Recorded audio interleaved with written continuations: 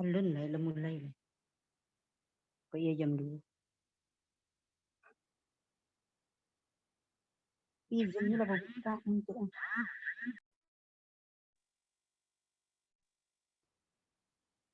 Kalau salah ni.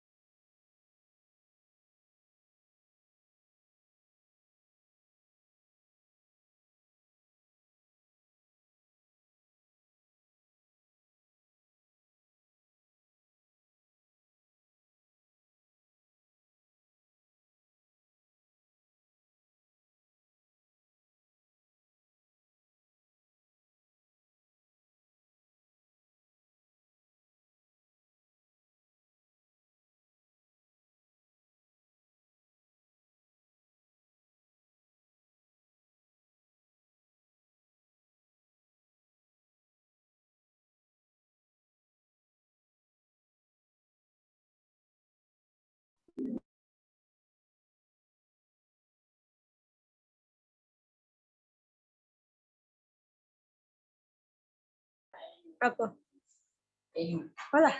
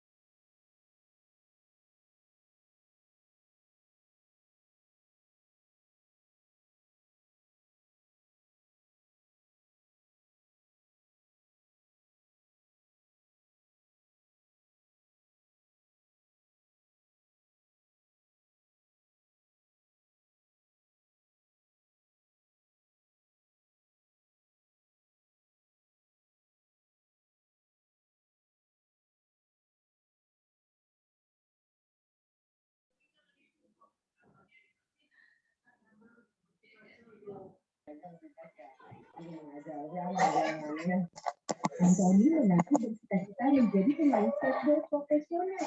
Ia gembira ketika mengetahui ibunya membuat lintasan skateboard di rumah.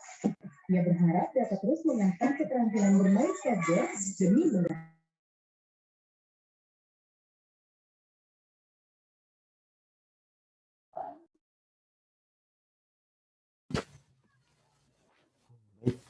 Sudah 28 orang ya. Oke, bismillahirrahmanirrahim. Assalamualaikum warahmatullahi wabarakatuh. Waalaikumsalam warahmatullahi wabarakatuh. Wabarakatuh. Alhamdulillah. Sudah hadir Tuhan. Baik. Kita cek panitia. Assalamualaikum Pak Budi. Waalaikumsalam. Oh, sudah hadir ya narasumber Pak Prof Surya dari Kabar Alhamdulillah. Apa kabar Pak Prof Surya? Pak Budi masih muda banget Pak ya. Alhamdulillah. Gimana kabar Sumatera Barat? Alhamdulillah baik. Lagi agak berangin Pak. Agak mendung. Covid gimana Covid? Covid seperti ya kalau Covid masih ini lah Pak apa ya tetap dengan kondisi protokoler kesehatan. Jadi masih tetap harus dijaga juga. Covid ya. Assalamualaikum Pak Dubes. Waalaikumsalam warahmatullahi wabarakatuh. Hidayat Pak Dubes. Hidayat, oh kok lain ya? Lain ya? Lain. Di foto profilnya lain. Oh gitu. Ini profilnya masih muda berarti. Ini yang udah tuanya. Lebih gagah sih kok lah. Oh deh, lebih gagah. Jam berapa situ nih Dubes? 9 kurang 5. Iya 9 ya. 9 kurang 5. Oke. Jadi kalau pagi jam 8 itu berarti jam 2 malam situ ya? Iya. Saya yang lalu lama mana tuh? Ada perubahan waktu gini kok. Mulai 28 Maret petang, selisih antara Eropa jo Indonesia itu 5 jam lah. Tadinya 6 jam. Oh iya. Inilah jam 9 lah ya kan. Jam 2 kan. Kalau dulu ya 6 jam tuh Pak. Jadi kalau jam 8 di Padang ya jam 2 di Paris. Masih mimpi betul. Banyak nih pada biasa bisa bergabung dengan adik-adik mahasiswa. Ini pas libur. Berarti pukul 9 pagi di situ ya, Prof? Iya, Pak Budi.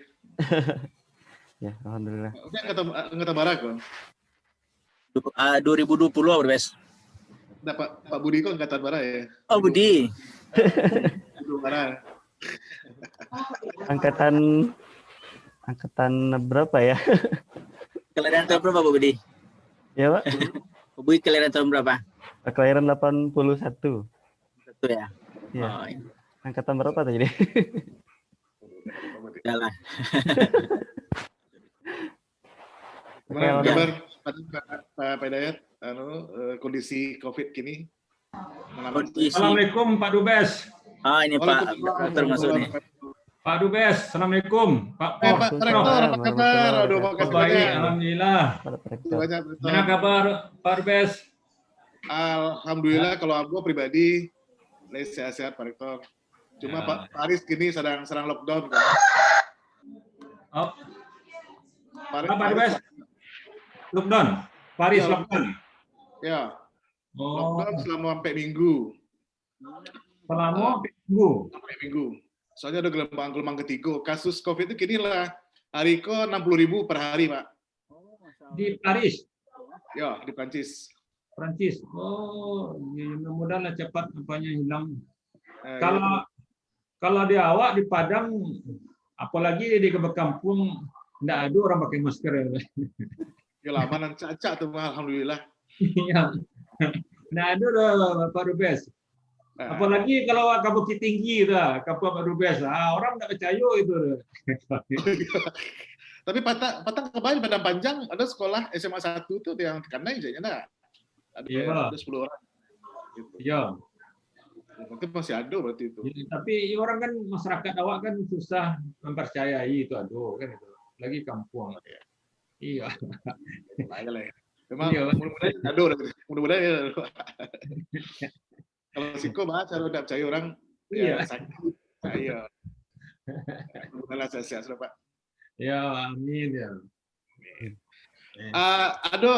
Apa Pak bagi opnya Pak Rektor, Pak Yunazar di mana gini? Pak, alhamdulillah, sehat beliau di Padang. Ya, Di Padang. Padang. Pak Prof Yunazar Manjang kan. Pak Ya. Dubes. Iya. Itu kawan bulu tangkis. Beliau masih dipakai nama beliau di UBH sebagai Ya. labor ya Pak Vertigo. Kepala labor Pak Dokter, kepala labor Ya. dasar. Oke. Salam sekitar Pak Dayat. Ini kawan bulu tangkis tuh. Oh, Temannya sangkatan juga ya, Bo. Orang kayak Bo kan dosen di iya. di UNP dulu Pak Sarun namanya. Dia Oh. pernah kayaknya pernah ngajar di UBH juga. Pak Syarun ya. Sama Pak almarhum Pak Sawin, Pak Agustian, Oh. Pak Iya. Agustian. Pak Dubes di SMA apa? Ekip ya, PPSP. Ya, baik. Dari SD Oh. sampai SMA. Alhamdulillah. Berarti lah kencang-kencang sampai ke Paris ya. Enggak, Kencang ke ITB kan. enggak, itu kan nasib saya itu. Kamu angin bawa saya Pak Rektor. Itulah kamu bagi gini kan, awak ada dengar rencana kamar aku di Timur Siko kan. Iya. Apa caro tuh gitu kan. Enggak dengar caro zona itu ya kan. Nanti itu mau urus Luar biasa. Bapak Vertigo. Iya Pak, Pak tunggu gas 5 menit lagi Pak Rektor. Oke, siap. Siswa masih 50-an baru. Audiens awak kan mahasiswa saudara Pak ya. Mahasiswa Pak Rektor. Pak Dubes ya. Nggak terbuka untuk umum ya. Buka aja sebenarnya mahasiswa lain. Oh, gitu. Lain buka aja. Iya. Soalnya Cuma-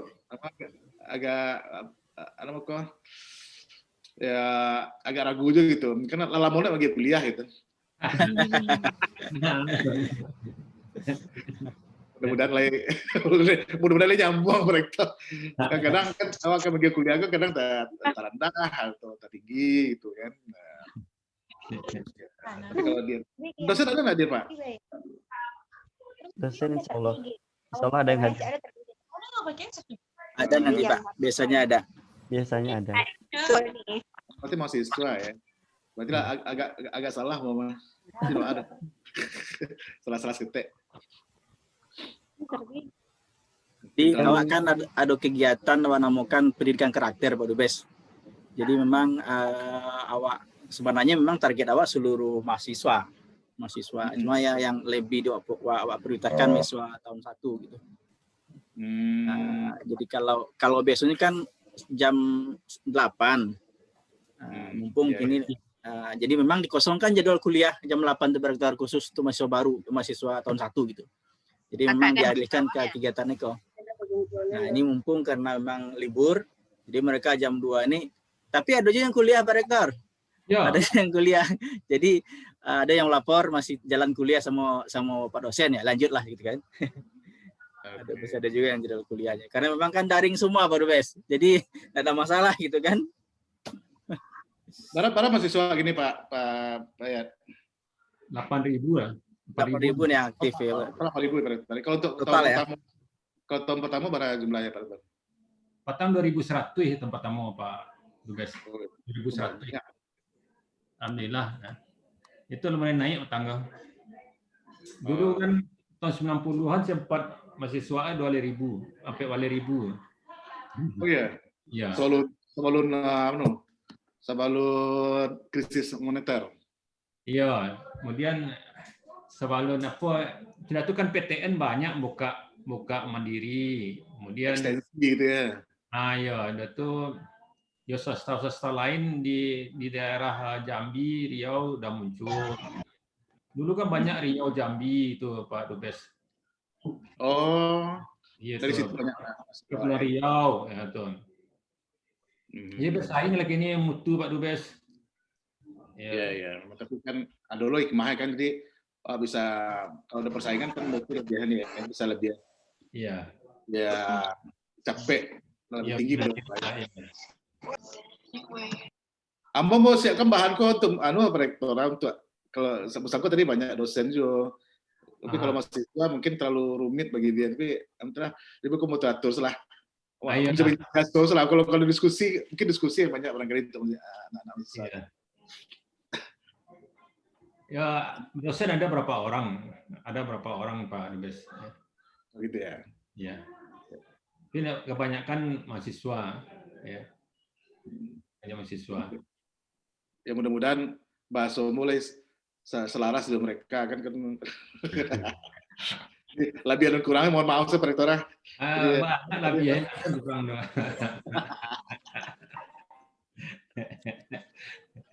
Teragak pulang lah, weh. Pak Dubes di ITB teknik apa dulu Pak Dubes? Kamu di kimia. Oh kimia. MIPA. Nah, kimia MIPA betul. 81, 82. 81 masuk. 81, ya. Ada Kimia, kawan- kalau siwit kimia aja, teknik kimia. Witra Marta, tahun berapa tuh? 81, 82 nya, 82. Kawan aku masih sampai dia. Ada acara apa tuh? Ada dia kenal si Anu itu ya, si yang Batang tuh di Simon. Redespon. Ya.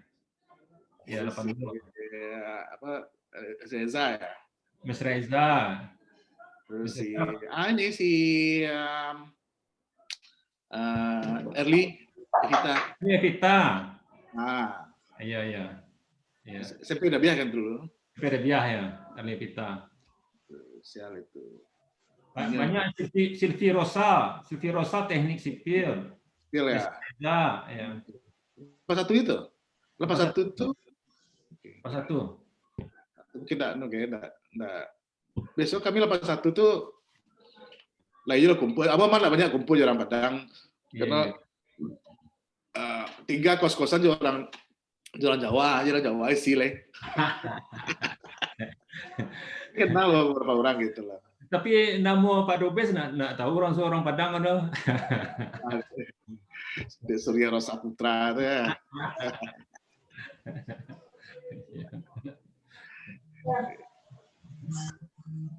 Kalau Pak Rektor asli di mana, Pak? Kamu? Ya. Kamu asli Solo, Foto Anau. Mas Solo tuh. Foto Anau. Saya orang Solo. Di mana Solo, Pak? Di Kampai, di Matabu Kampai itu loh, di yang Di kota Solo. di kota Solo mana? Oh, di Solo. Ambo di kabupatennya. Kabupatennya. Ya, Daki Cupak, Pak. Oh, dekat Karah. Ya, Padang.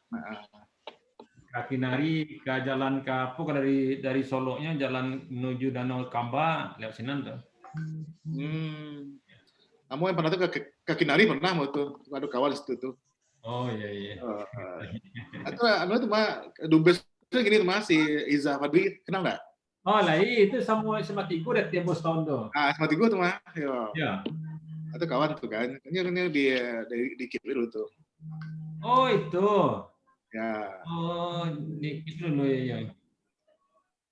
Tembus tahun sama Tigo Pak. Iya. Dia pindah dari Dumai kan, di Dumai dia pindah ke sama Tigo. Oh iya. Kalau Profesor ya, Doktor ya, Jenderal. Jenderal ya Allah. Ya. Salah ini kan.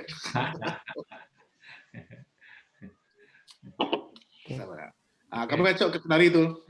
Oh, Kenari ya. Iya. Pak Vertigo lah banyak Pak mulai lah. Ayo, iyalah silakan Pak Budi ya. Buka Pak Budi. Ya. Mulai Pak Dubes. Ya, silakan Rektor. Ya, kita mulai saja ya. Silakan. Ya, alhamdulillah asik ngobrolnya. Kita mulai saja. Sudah 137 Bapak Ibu, adik-adik mahasiswa yang sudah hadir, alhamdulillah terima kasih. Kita mulai saja hari ini ya. Baik, bismillahirrahmanirrahim. Assalamualaikum warahmatullahi wabarakatuh. Waalaikumsalam warahmatullahi wabarakatuh. Alhamdulillahirabbil alamin wassalatu wassalamu ala israfil anbiya'i wal mursalin wa ala alihi washabbihi ajmain amma ba'du. Alhamdulillahirabbil alamin. Yang terhormat Bapak Rektor Universitas Bung Hatta yang sudah hadir. Alhamdulillah Profesor Dr. Tabdil Husni SMBA. Lalu hadir juga yang terhormat Bapak Wakil Rektor 3 Universitas Bung Hatta, Dr. Hidayat STMT IPM. Alhamdulillah sudah hadir pula. Lalu hadir juga di sini yang terhormat Bapak Dr. Firdaus, Koordinator Pendikar. Lalu kita lihat di sini juga ada yang dari luar. Saya lihat tadi ada Pak Dhanil ya dari STEMIK Indonesia, Pak STEMIK Indonesia ya kalau nggak salah. Kita sapa. Assalamualaikum Bapak, sudah hadir. Terima kasih. Lalu yang teristimewa mahasiswa yang sudah hadir. Lalu narasumber kita, alhamdulillah sudah hadir dan sudah ngobrol banyak ya tadi di awal acara. Pak Dubes, Profesor Dr. Surya Rosa Putra. Alhamdulillah. berjumpa lagi di hari baik menjelang bulan Ramadan hari ini, hari Jumat tanggal 2 April 2021 pada kegiatan pendidikan karakter mahasiswa Universitas Bung Hatta atau Pendikar ya yang setiap hari kita adakan setiap hari Jumat. Biasanya pagi ya kalau di Indonesia. Sekarang siang, tapi tidak apa-apa. Sudah bertambah, makin bertambah. Sudah 145, alhamdulillah. Baik, bersama saya Budi Sunario, dosen Fakultas Teknologi Industri Universitas Bung Hatta, host sekaligus MC di awal acara. Kita akan mulai acara ini dengan topik yang sangat menarik mengenai berguru pada masyarakat dan alam, konsep pendidikan masa depan UNESCO.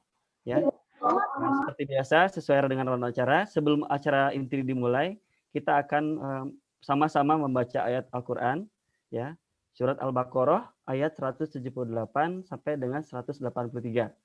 Ya, surat Al-Baqarah ayat 178 sampai 183 yang akan dipandu oleh mahasiswa biologi Rizal Fikri. Kita sapa dulu, kita cek suaranya dulu Rizal Fikri. Halo, assalamualaikum Rizal Fikri. Assalamualaikum Pak. Ya, alhamdulillah suaranya jelas ya. Baik, untuk ini kita langsung saja. Silakan, kami persilakan Rizal Fikri. Bismillahirrahmanirrahim. Assalamualaikum warahmatullahi wabarakatuh. Waalaikumsalam warahmatullahi wabarakatuh. Surat Al-Baqarah ya.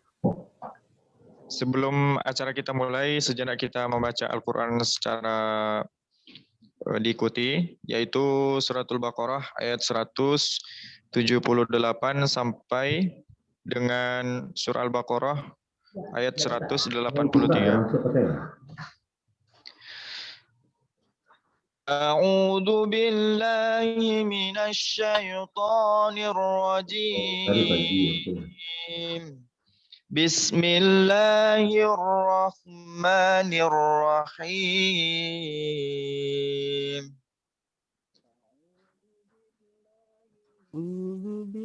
A'udzu billahi minasyaitonir rajim. Bismillahirrahmanirrahim. Ya ayyuhalladzina amanu kutiba alaikumus qisasu fil qatl al-hurru bil-hurri wal-'abdu bil-'abdi wal-unsa bil-unsa faman 'ufiya lahu min akhihi syai'un fattaba'hum bil ma'rufi wa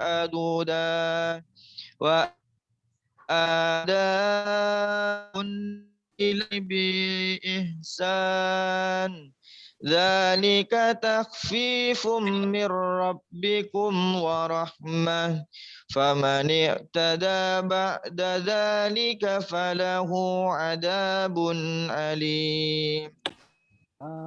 Ya ayyuhalladzina amanu kutiba alaikumus qisasu bil qatl al-hurru bil-hurri wal-'abdu bil-'abdi wal-unsa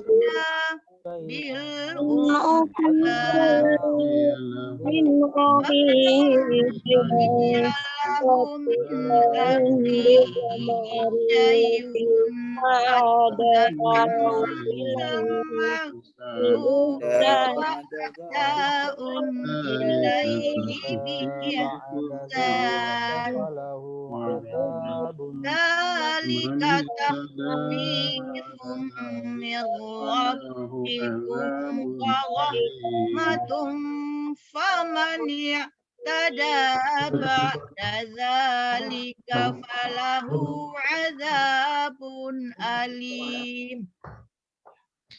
Walakum fil qisasi hayatun حياة يا أولي الألباب لعلكم تتقون.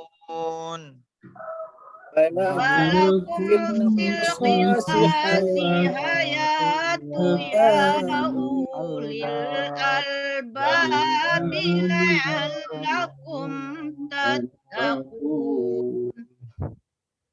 كتب عليكم إذا حضر أحدكم الموت إن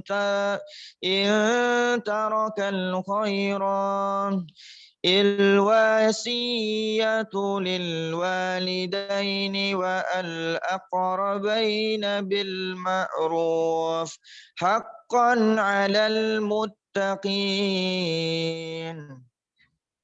كتب عليكم إذا حضر أحدكم الموت إن ترك خيرا الوصية بالمعروف حقا على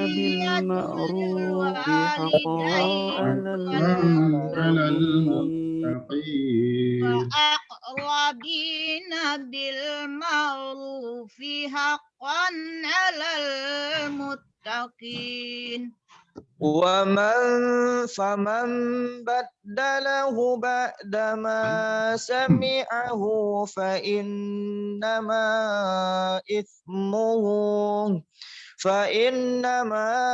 إثمه على الذين يبدلونه إن الله سميع عليم.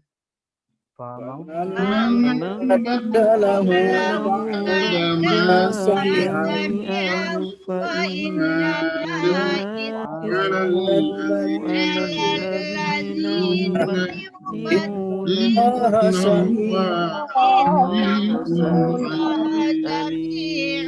عليم. فمن خاف من موص جنفا أو إثما فأصلح بينهم فلا إثم عليه إن الله غفور رحيم. ومن خاف من موص أو إثما فأصلح بينهم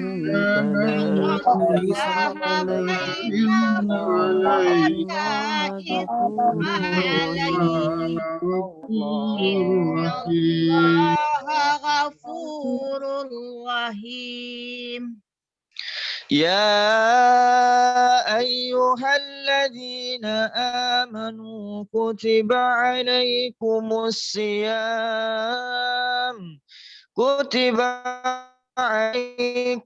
الصيام كما كتب على الذين من قبلكم لعلكم تتقون.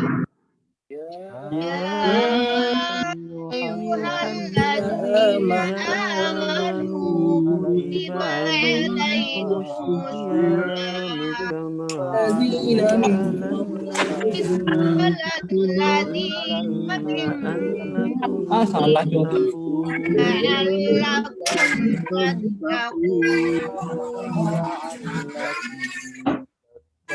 صدق الله العظيم.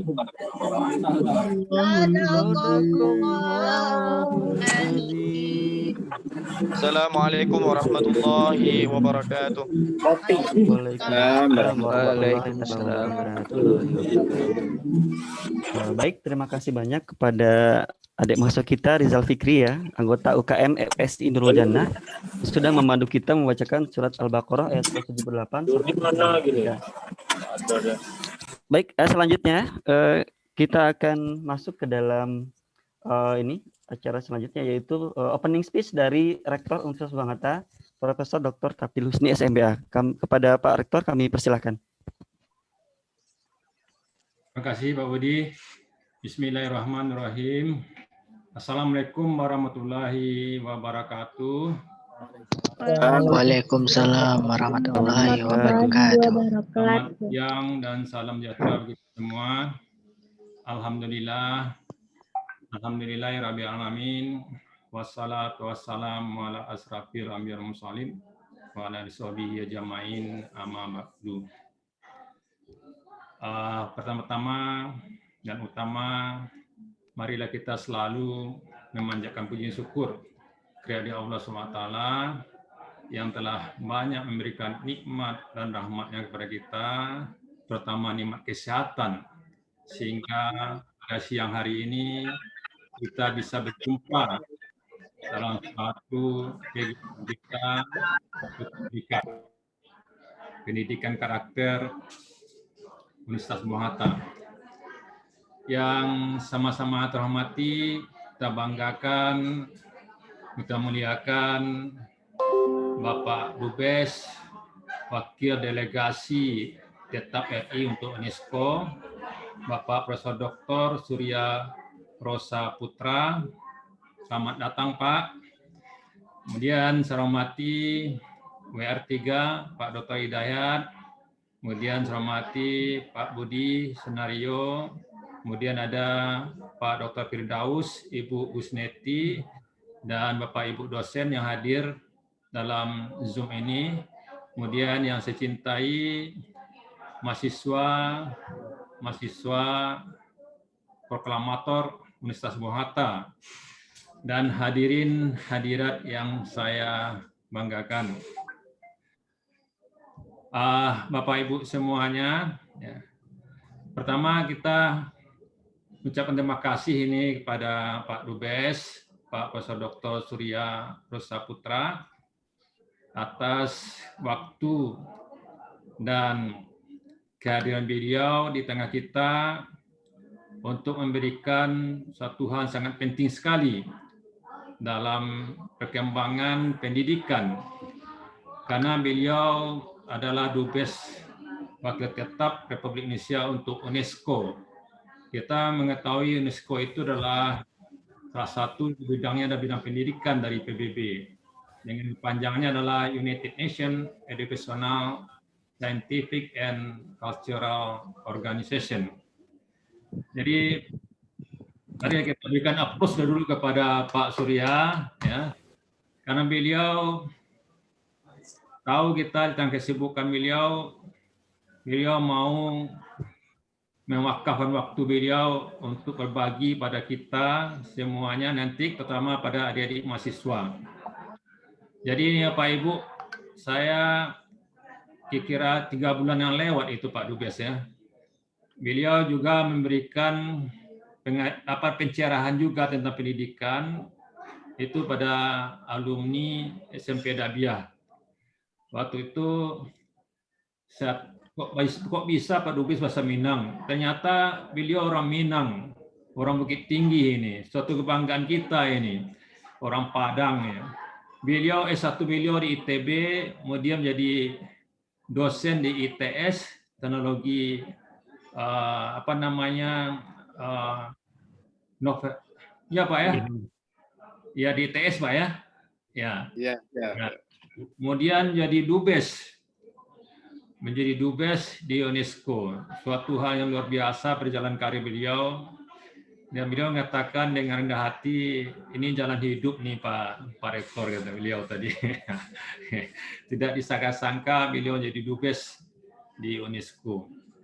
Jadi pada waktu itu setelah acara saya telepon Pak Dubes mau nanti memberikan suatu pencerahan bagi mahasiswa Universitas Bung Hatta. Beliau langsung mengatakan mau Pak Rektor, ya, kapan saja mau. Maka waktu itu saya minta Pak WR3 kita, Pak Hidayat, untuk mengontak beliau. Dan waktu itu memang kita mau libur semester kemarin, jadi agak lama waktu sedikit. Kemudian kemarin kita coba kontak lagi beliau melalui Pak Hidayat, beliau bersedia.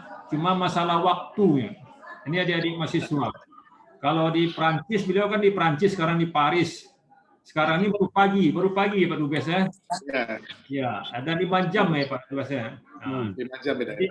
Jadi pendekar biasa pendekar kita adakan Pak Dubes pagi hari jam 8. Kalau jam 8 kita adakan Pak Dubes masih tidur baru. Jam 4, jam 3 Pak Dubes sholat tahajud itu, ya enggak? Jadi terganggu lah tidur Pak Dubes. Jadi kita sesuaikan waktunya. Ternyata hari libur yang juga mahasiswa bisa memanfaatkan waktunya. Dan ini kita hari libur kita isi dengan kegiatan kita dan juga Pak Dubes. Sekali lagi ini terima kasih ya yang telah menyumbangkan waktu pada kita. Ini Pak Dubes sedikit informasi kita memang seperti katakan tadi oleh WR3, kita setiap Jumat pagi mengadakan satu ada pendidikan karakter namanya. Kita isi dengan tauziah, kita isi dengan kewirausahaan ya sesuai dengan nanti dengan nama Bung Hatta, orang yang penuh dengan integritas, disiplin, kejujuran. Jadi tentu mahasiswa Bung Hatta harus mencirikan itu. Maka kita katakan pendidikan karakter untuk mahasiswa baru Universitas Bung Hatta. Dan alhamdulillah hari ini diisi oleh Pak Dubes kita, Pak Profesor Dr. Surya. Dan kita di Bung Hatta ini ada sekitar 8.500 mahasiswa dengan 32 program studi. Dan alhamdulillah kemarin Pak Dubes kita PTS yang terbaik di Sumatera. Jadi berdasarkan klaster Kementerian Pendidikan dan Kebudayaan, kita yang terbaik di Sumatera, alhamdulillah. Mudah-mudahan ke depan ini tantang kita untuk lebih baik lagi. Jadi ini adik-adik semuanya, nanti Pak Dubes akan memberikan nanti di samping pengalaman beliau juga, keberhasilan beliau juga, bagaimana pengembangan pendidikan dasar UNESCO. Kata beliau konsepnya adalah berguru pada masyarakat dan alam. Jadi ini nanti kita dengar nih. Jadi pada adik-adik semuanya, saya ucapkan terima kasih ini. Ini cukup banyak juga hadir Pak Dubes, ada sekitar 200 lebih ini. Jadi ini sayang atau rugi kalau tidak mendengar paparan daripada Pak Dubes kita. Jarang-jarang kita bisa mendapatkan orang-orang seperti ini. Jadi kadang ini ada hubungan emosional aja ini kita bisa menghubungi beliau. Kalau tidak nggak bisa ini. Dan beliau juga orang awak dan orang Padang. Beliau juga SMA-nya di IKIP dulu. Jadi besarnya di Padang ini. Jadi mungkin itu kata sambutan saya Pak Dubes. Terima kasih banyak Pak Dubes atas kehadiran dan semua waktu Pak Dubes ya, terhadap pengembangan SDM di UBH, dan juga terima kasih banyak pada Pak Vertiga, Pak Budi, dan Bapak Ibu dosen yang hadir, terutama juga pada mahasiswa. Mudah-mudahan apa yang kita lakukan ini, terutama Pak Dubes, dapatkan amal ibadah, balasan dari Allah SWT. Mohon maaf kalau misalnya tidak pada tempatnya, ya saya akhiri banyak maaf nih Pak Dubes. Nanti saya melalui HP saja saya dengar Pak Dubes karena ada juga teman datang nih Pak Dubes. Jadi saya mohon maaf juga nanti saya pantaunya melalui HP, tidak buka Zoom ini. Terima kasih Pak Dubes, kasih semuanya. Ya. Billahi taufiq hidayah. Assalamualaikum warahmatullahi wabarakatuh. Waalaikumsalam warahmatullahi wabarakatuh. Baik, terima kasih banyak Pak Rektor yang sudah membuka acara pada siang hari ini di waktu Indonesia ya. Pagi hari di Prancis, Paris. Ya. Baik, selanjutnya sesi selanjutnya yaitu penyampaian materi ya sesuai dengan tema dari nama narasumber kita. Nanti akan dimoderasi oleh Pak Ahmad Ihvan ya. Sudah hadir.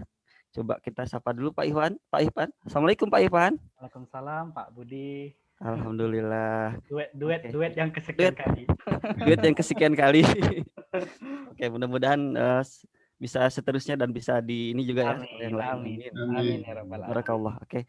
Baik, kami persilakan pada Pak Ihvan untuk langsung bisa menghandle. Terima kasih. Oke, terima kasih banyak Pak Budi. Bismillahirrahmanirrahim. Assalamualaikum warahmatullahi wabarakatuh. Waalaikumsalam warahmatullahi wabarakatuh. Innal hamdalillah nahmaduhu wa nasta'inuhu wa nastaghfiruh wa na'udzubillahi min syururi anfusina wa min sayyiati a'malina. May yahdihillahu fala mudhillalah wa may yudlilhu fala hadiyalah. Asyhadu an la ilaha illallah wahdahu la syarikalah wa asyhadu anna Muhammadan abduhu wa rasuluh. Terima kasih banyak Pak Budi, host plus MC yang alhamdulillah ini mungkin merupakan duet yang kesekian kalinya. Jadi seharusnya seluruh peserta pendidikan karakter sudah tahu siapa Pak Budi dan kami sebagai panitia pendidikan karakter tingkat Universitas Bung Hatta. Alhamdulillah sebuah keberkahan yang luar biasa. Hari ini kita kedatangan sosok yang luar biasa yang seharusnya kita mendapatkan ilmu pengetahuan dari wawasan beliau sebagai akademisi dan juga praktisi, yaitu duta besar. Izinkan saya, Bapak, Ibu, dan kawan-kawan mahasiswa yang saya banggakan untuk membaca CV singkat beliau agar tidak terlalu panjang prolog yang saya sampaikan. Nama beliau adalah Profesor Dr. Surya Rosa Putra. Benar kata Bapak Rektor kita, beliau orang Minang, lahir di Padang Panjang, Sumatera Barat, dan 58 tahun, kira-kira demikian. Dan adapun jejak rekam pendidikan beliau, menempuh pendidikan SD dan SMA di IKIP Padang pada tahun 81, kemudian S1, menyelesaikan S1 pada tahun 86 dan melanjutkan studi pada tahun 91 di ITB kimia, kemudian tahun 98 melanjutkan S3 di bidang bioorganik Universitas Los Pasteur Starbuck Prancis. Kemudian pengalaman beliau sangat luar biasa, bekerja sebagai staf pengantar kimia di biokimia, tentunya di ITS tempat beliau mengabdi sebagai akademisi. Kemudian menjadi atase pendidikan kebudayaan Republik Indonesia untuk Prancis tahun 2014-2018 dan sejak tahun 2018 ditugaskan di organisasi internasional yaitu di UNESCO sebagai duta besar. Yang harus kawan-kawan mahasiswa ketahui bahwa UNESCO merupakan sebuah organisasi internasional yang membidangi terkait pendidikan, kebudayaan, sebagaimana kepanjangan dari UNESCO itu sendiri yaitu United Nations Educational, Scientific and Culture Organization. Oleh karena itu, siapkan pertanyaan yang mungkin minta pengalaman beliau bagaimana menempuh pendidikan, kemudian judul kita juga menarik, bagaimana belajar dari alam.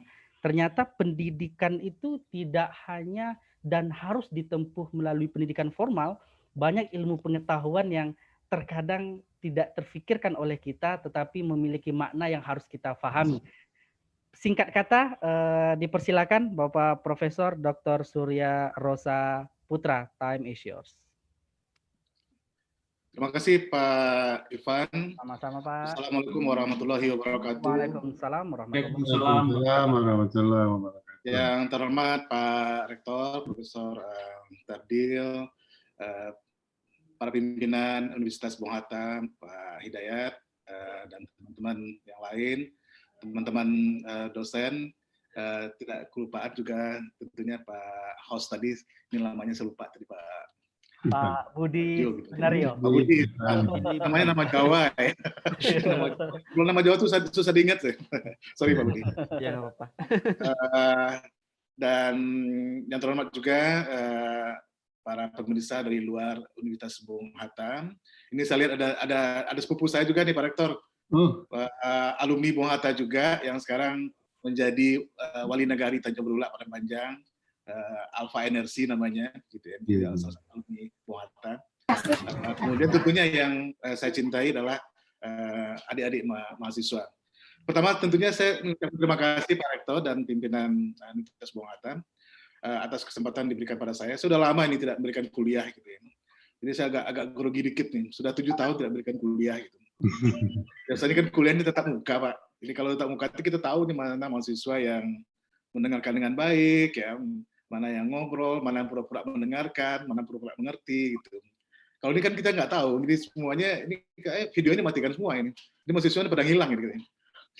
Jadi tatap muka atau face to face learning itu atau teaching itu tetap dibutuhkan saya kira. Mudah-mudahan UBH segera membuka kampusnya untuk memberikan kepada mahasiswa kita belajar terbuka gitu. Penting Pak, karena di Prancis sekarang jadi ini nih jadi bahan demonstrasi bagi mahasiswa.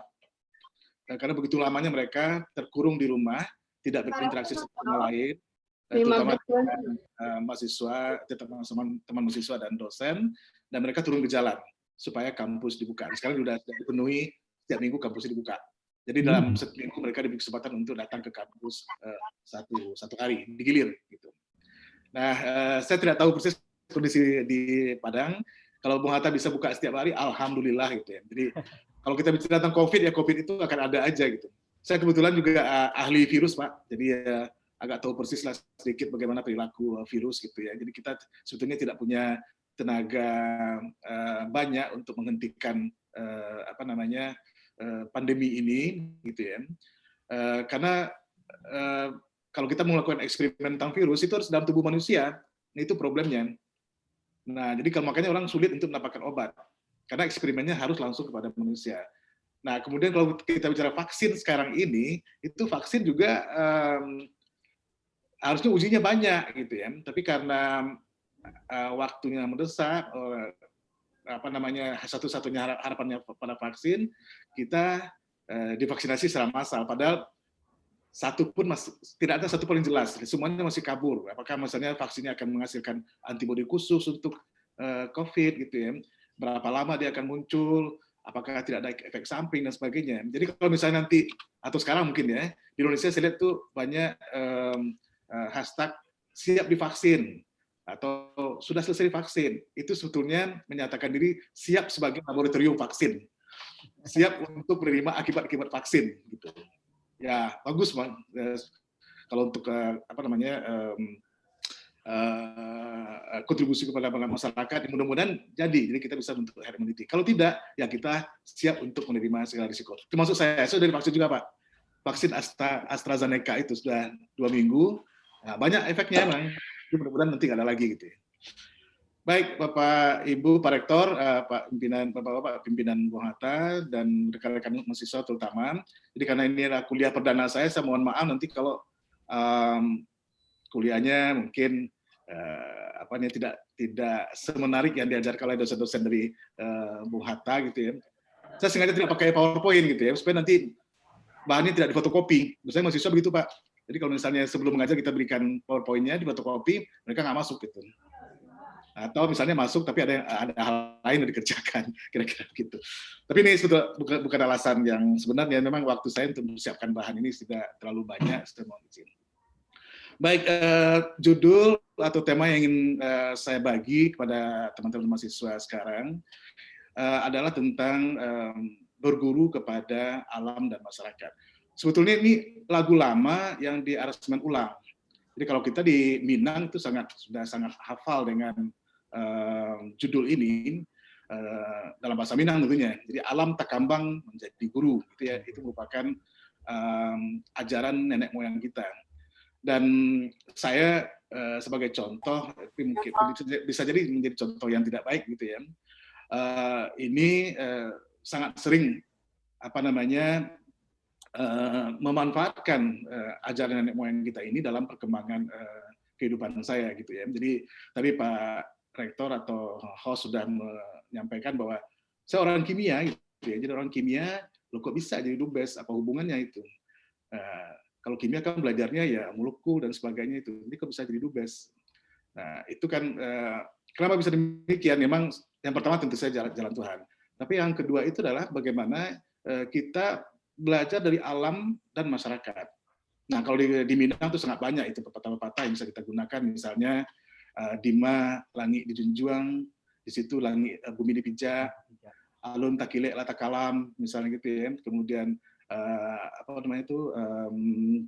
takuruang misalnya ndak di luar, tempi ndak dia teh, gitu-gitu ya. Jadi kemudian tahu di katona nampe dan sebagainya itu adalah ajaran-ajaran dari masyarakat dan bisa juga jadi alam, misalnya air baria tandonya tak dalam gitu misalnya, itu adalah ajaran-ajaran alam yang bisa kita pakai. Dan alhamdulillah dengan beberapa kiat tersebut buktinya saya bisa menjadi seorang kimiawan, menjadi diplomat yang sebetulnya nggak ada hubungannya, tetapi nanti kita bisa lihat sebetulnya apa yang kita dapatkan atau apa kita perlukan dalam hidup ini, dalam hidup dan kehidupan itu bukan lagi dapatnya bukan dari sekolah justru ya, tapi justru dari masyarakat dan alam. Jadi kalau dalam risetnya itu dikatakan bahwa pendidikan formal sekolah itu paling tinggi itu hanya memberikan sekitar 20% kompetensi untuk kehidupan yang nyata gitu. Nah, orang Minang ini sudah paham dari dulu bahwa sebetulnya kita bukan tidak perlu sekolah formal. Sekolah formal iya, tapi sekolah dengan alam dan masyarakat itu jauh lebih penting karena itu lebih menentukan. Nah, UNESCO itu kayaknya baru belajar gitu ya. Mungkin terinspirasi orang Minang juga barangkali, karena dulu ada beberapa staf UNESCO dari Indonesia itu yang juga dari Minang. Gitu. Dan ada beberapa diplomat Indonesia yang juga pernah di UNESCO, itu ada yang beberapa orang dari Minang. Mungkin ini kan sebetulnya guyonan kita saja gitu. Jadi UNESCO baru menyadari bahwa sekolah formal itu hanya inisiasi. Nah, realita belajar sebenarnya itu sebenarnya pada kehidupan yang nyata dari alam dan masyarakat. Jadi ini adalah untuk menciptakan seorang manusia yang adaptif dan fleksibel. Nah, jadi konsep baru ini itu baru saja diluncurkan UNESCO tahun 2019, baru saja ya. Kalau orang Minang udah lama sekali.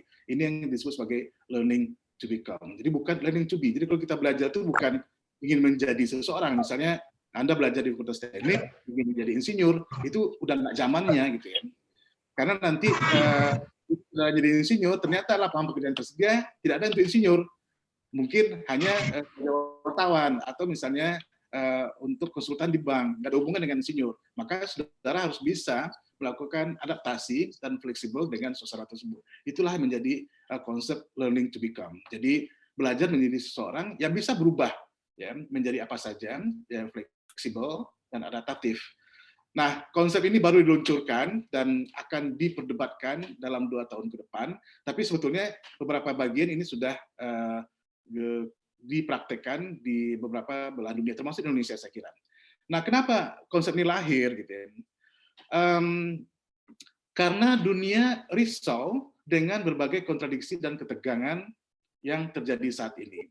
Jadi mungkin adik-adik mahasiswa kalau misalnya aware dengan lingkungan saat ini, dengan lingkungan dunia maksud saya, atau situasi dunia, kita lihat bahwa pertumbuhan ekonomi yang tinggi justru diimbangi dengan atau dikontradiksikan dengan pengangguran yang juga tinggi. Jadi ekonominya tinggi, tapi pengangguran tidak tinggi. Loh kok bisa begitu? Nah ini antara lain adalah karena kemajuan teknologi. Jadi kalau misalnya di Prancis saya contohkan gitu ya, di sini ladang pertanian sangat luas gitu.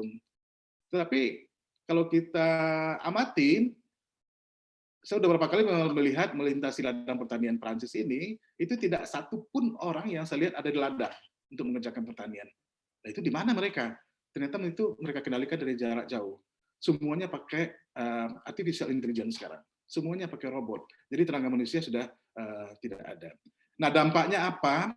Antara lain, orang Prancis sekarang takut berkeluarga. Di beberapa tahun yang silam itu ada iklan supaya punya istri atau punya suami, dan ada iklan bagaimana apakah kita sudah tidak mampu lagi bikin anak gitu ya. Dia sampai begitunya gitu. Nah kalau sudah sampai begitu berarti hilang rasa kemanusiaan dan hilang perannya sebagai manusia, dan lama-lama manusianya punah begitu. Ada yang salah di situ. Kemudian yang kedua adalah peningkatan produksi, meningkat memang produksi sekarang ya dari segala aspek gitu ya. Tetapi lingkungan juga rusak. Nah, ini kalau ini mungkin sudah sering ada didengar gitu, ada climate change gitu, jadi perubahan iklim karena aktivitas manusia yang menghasilkan banyak CO2, banyak CO dan sebagainya. Kemudian habisnya sumber daya alam seperti minyak gitu ya, kemudian bahan-bahan tambang gitu ya, walaupun produksi meningkat. Nah, sekarang orang mulai merasakan persoalan ini, kontradiksi ini. Nah, lalu apanya yang kedua? Nanti kita lihat berikutnya. Nah, kemudian ada zaman globalisasi itu memicu kompetisi. Jadi kalau istilah keren itu memicu daya saing bangsa. Gitu. Nah, ini sebetulnya bagus-bagus saja. Jadi kalau misalnya kita ingin maju, memang harus bersaing gitu ya. Jadi dengan begitulah kita bisa mencari atau memanfaatkan segala sumber daya yang ada pada kita, dan kemudian melakukan beberapa aktivitas dengan sangat efisien, efektif, dan produktif dan sebagainya. Tetapi satu sisi ini juga menghasilkan ketidaksetaraan. Jadi pasti ada, kalau dalam kompetisi ada yang kalah dan ada yang menang gitu ya. Jadi yang kalah ya terpuruk gitu ya, jadi jatuh, dan kemudian yang menang ya bersorak gitu ya. Dan kita lihat sekarang berbagai ketimpangan di dunia. Ada negara kaya, ada negara miskin, yang kaya semakin kaya, yang miskin sama miskin gitu ya. Termasuk mungkin di Padang sendiri barangkali ya, sekarang seperti saya ketahui bahwa Sumatera Barat itu juga termasuk provinsi yang tidak begitu menggembirakan dari sisi ekonomi, sementara provinsi lain malah lebih maju gitu ya. Jadi dalam bersaing selalu ada kalah yang menang. Dan ini sebetulnya dalam konteks kesejahteraan dunia tidak diperbolehkan gitu ya. Walaupun ada yang kalah dan yang menang, tapi menangnya jangan menang banget lah, ya kalah juga jangan kalah sekali, jadi masih berimbang gitu. Nah, kemudian ada kemajuan teknologi informasi sekarang ini itu berhadapan dengan adanya intolerance, ada hate speech, ada fake news, ada hoax gitu ya. Dan ini tidak terhindarkan gitu, dan malah bahkan ada beberapa politisi justru memanfaatkan media sosial untuk kepentingan benar-benar membuat hate speech, fake news, hoax gitu ya. Itu menghasilkan buzzer itu. Nah, contohnya sekarang dalam COVID-19 ini seolah-olah misalnya COVID-19 itu akan segera berakhir gitu ya, atau malah menyebarkan isu bahwa tidak ada COVID sama sekali. Itu baru saja dengar dari Pak Rektor di Sumatera Barat, ada beberapa kelompok masyarakat yang tidak percaya ini, walaupun sudah banyak orang meninggal pun mereka tidak percaya gitu ya. Nah, ini akibat dari salah satunya adalah pemanfaatan teknologi informasi yang tidak benar. Nah, selanjutnya ada juga berbagai ketimpangan yang sudah diprediksi sebelumnya pada awal globalisasi, misalnya antara orang-orang yang modern berhadapan dengan orang-orang yang tradisional, saling ejek gitu ya. Jadi saya lebih modern dari Anda gitu ya. Tapi orang tradisional mengatakan saya lebih tradisional, mempertahankan nilai-nilai yang ada di kehidupan sosial saya. Pertentangan antara orang materialis dan spiritual gitu ya. Jadi ada di beberapa tempat itu materialisme menang gitu ya. Jadi sehingga agama dilecehkan. Nah, alhamdulillah di Sumatera Barat saya lihat itu bisa berdampingan, malah mungkin spiritualnya lebih kuat dibandingkan dengan material. Nah, kenapa bisa begitu? Kenapa bisa banyak muncul kontradiksi dan ketegangan di antara masyarakat dunia saat ini, termasuk di kita di Indonesia gitu ya. Nah, setelah dianalisis, tentunya setelah melakukan berbagai debat di UNESCO, kesimpulannya adalah karena pendidikan kita nggak beres. Nggak beres dalam arti kata, mungkin kalau pada periode sebelumnya pendidikan cocok. Jadi misalnya begini, tahun 72 pendidikan itu diarahkan untuk link and match. Jadi setiap lulusan harus bisa bekerja, harus menjadi seseorang. Jadi kalau misalnya pada saat itu booming minyak, 72 mungkin belum minyak, tapi mungkin teknologi tepat guna, maka nanti lulusan itu harus bisa bekerja menggunakan teknologi tepat guna yang ada. Misalnya yang sederhana pada saat itu kalau saya tidak salah di Padang itu ada pabrik sabun, pabrik minyak goreng di Lolong misalnya kan. Nah, industri pada saat itu butuh orang yang bisa bikin sabun dan bikin minyak goreng. Maka lulusan pendidikan formal harus bisa merespon kebutuhan tersebut gitu ya. Nah, ini link and match tahun 2000 tahun berapa itu tahun 70-an gitu ya. Nah, itu memang konsep pendidikan begitu. Nah, tapi kemudian ini berubah lagi. Nah, tahun 90-an begitu ada globalisasi udah nggak bisa lagi. Jadi karena yang dipentingkan sekarang bukan lagi link and match, tapi kemampuan seorang manusia itu bisa beradaptasi dan hidup bersama-sama orang lain di sekitarnya dan mengembangkan kompetisi sendiri atau yang disebut sebagai live together with misalnya dengan society gitu ya. Nah, ini beda lagi gitu. Nah, tapi yang pasti sekarang kalau misalnya di sekolah-sekolah formal itu pendidikan itu masih mengarah ke knowledge base. Jadi artinya memberikan pengetahuan sehingga menghasilkan ada orang-orang yang kutu buku, ada orang malas sekali. Jadi kalau misalnya di tempat saya dulu di ITB itu kalau orang yang kutu buku itu memang dia tidak tahu apa-apa tentang lingkungannya, malah dia sering kalau setelah kuliah itu dia lupa jalan pulangnya gimana gitu ya. Itu ada beberapa orang teman seperti itu. Nah, kemudian yang kedua adalah pendidikan hanya sebagai respon perubahan yang terjadi. Ini yang saya katakan tadi, ini sebagai contoh tadi yang tadi. Tapi kalau misalnya pabrik sekarang udah tutup sekiranya, pabrik sabun dan minyak goreng lolong tutup, terus lulusannya mau kemana lagi gitu ya kalau menciptakan untuk itu. Nah, itu menimbulkan beberapa kerisauan atau menyebabkan kerisauan dunia. Mau diapakan lulusan yang begini yang sudah terlanjur dihasilkan. Nah, kemudian pendidikan mengabaikan alam. Nah, ini mungkin belum kita rasakan sampai sekarang, tetapi ini dunia sudah merasakannya, bahwa temperatur naik terus. Kalau di Padang mungkin asap sudah banyak barangkali, longsor sudah banyak, tanah sudah tidak bisa lagi ditanami. Mungkin bagi kita tidak terasa, tapi 2 atau 3 generasi ke depan itu sangat berpengaruh sekali. Nah, yang keempat ini yang sangat penting sekali saya kira, bahwa pendidikan mengabaikan tata nilai dan norma dalam masyarakat. Nah, padahal misalnya kita sangat dari sisi culture ini itu sangat tinggi nilainya, terutama misalnya budaya Minang gitu ya, dan ini sangat unik di dunia dan sering dibicarakan, tetapi justru kita tidak atau mengabaikan tata nilai dan norma dalam masyarakat karena memang tidak diajarkan sekolah formal gitu ya. Nah, kemudian apa yang harus kita lakukan? Gitu. Yang pertama ini tentunya tugas dunia, tugas pemerintah, tentunya bukan tugas adik-adik mahasiswa, yaitu mengubah konsep dan falsafah pendidikan. Nah, dulu pendidikan itu adalah public goods. Public goods itu artinya milik publik dan seolah-olah itu menjadi tanggung jawab pemerintah. Tapi pada kenyataannya sekarang pendidikan itu bukan hanya sebagai tanggung jawab pemerintah. Ya, seperti Bung Hatta itu bukanlah pemerintah punya. Nah, karena itu para expert di UNESCO melihat bahwa pendidikan itu sebetulnya bukan lagi public goods, tapi sudah common goods. Jadi artinya pemilikan itu adalah milik bersama, tanggung jawab bersama, direncanakan bersama, dimonitor bersama, dan nanti dipergunakan untuk kepentingan bersama.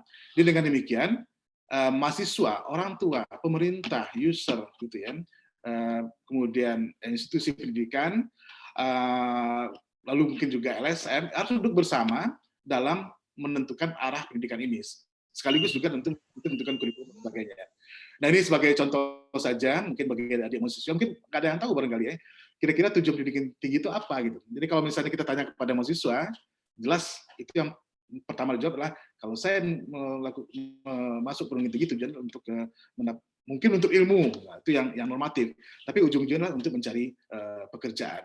Tapi kalau misalnya kita tanya ke pendidikan tinggi atau ke Pak Rektor misalnya barangkali ya, manajer Pak Rektor, kira-kira tujuan pendidikan tinggi itu apa sih gitu? Nah, itu jawabnya pasti tridharma. Yang pertama adalah mengajar, yang kedua adalah melakukan riset, kemudian yang ketiga adalah untuk melakukan pengabdian masyarakat. Nah, sekarang diubah lagi, sebetulnya ada yang baru, ada memang teaching, mengajar, kemudian ada research, kemudian sekarang itu bukan lagi pengabdian masyarakat, tetapi dipecah menjadi 2, ada yang sebagai technological transfer, kemudian yang keempat itu adalah bagaimana kita menjadi agen untuk mengubah ekonomi dan sosial masyarakat. Jadi berarti nggak ada hubungannya dengan keinginan mahasiswa tadi, bagaimana supaya dia dapat mendapat pendidikan yang dipersiapkan untuk bekerja. Karena di tugas atau di peran pendidikan tinggi itu tidak tercantum seperti itu, menciptakan mahasiswa untuk siap bekerja gitu ya. Malah kalau kita lihat lagi secara filosofisnya, perguruan tinggi itu hanya untuk mengkonservasi ilmu, mengembangkan ilmu, serta memanfaatkannya untuk masyarakat.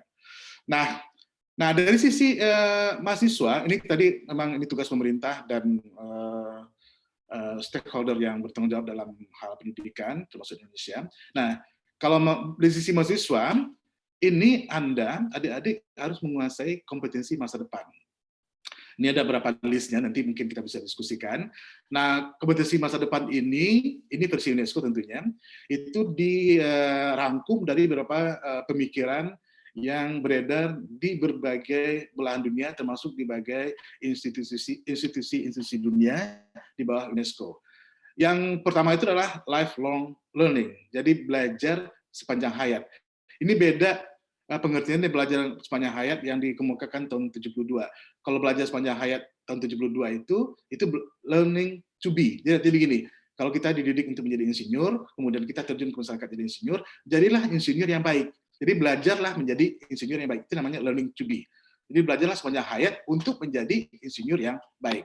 Nah, kalau misalnya yang dalam pengertian lifelong learning pada pendidikan masa depan ini, itu bukan begitu. Memang disiapkan sebagai insinyur, tapi jadilah insinyur yang juga siap berubah menjadi seseorang yang lain. Gitu. Nah, konsep itu adalah how to learn, kemudian ada critical thinking. Jadi critical thinking itu ini memang agak susah didefinisikannya, dan memang tidak diajarkan di universitas. Itu masalahnya. Jadi memang kita sendiri yang mengembangkan. Nanti kita lihat bagaimana caranya di bawah. Kalau saya sih pernah contohkan atau pernah menerapkannya, apakah itu critical thinking atau bukan, tapi saya kira iya. Jadi waktu saya belajar di Strasbourg itu ada masalah di lab, airnya mati gitu ya. Dan kalau orang bule, kalau air mati dia mikirnya langsung ganti peralatan gitu, atau memang nggak bekerja. Nah saya waktu itu ya nggak mungkin tidak bekerja, kalau tidak bekerja maka waktu saya habis gitu ya, jadi untuk melakukan riset. Sementara waktu risetnya nggak cukup, kemudian kalau beli alat nggak cukup, gitu, uangnya nggak ada. Nah, akhirnya saya membuat pompa untuk mensirkulasikan air yang ada saja, dan jadi. Nah, itu mereka tepuk tangan, mau dipatenkan katanya, padahal itu biasa aja di kita gitu ya. Jadi bagaimana mensirkulasikan air dengan menggunakan pompa Sanyo misalnya, itu kan nggak terlalu rumit. Gitu. Nah, itu mungkin termasuk critical thinking. Kemudian yang kedua adalah mengaktualisasi diri, memotivasi diri, melakukan inisiatif. Ini juga sulit. Jadi bagaimana kita melakukan motivasi? Bagaimana kita mengaktualkan diri gitu ya. Jadi ini juga nggak pernah diajarkan di sekolah sebetulnya, atau nggak pernah akan diajarkan di universitas ya.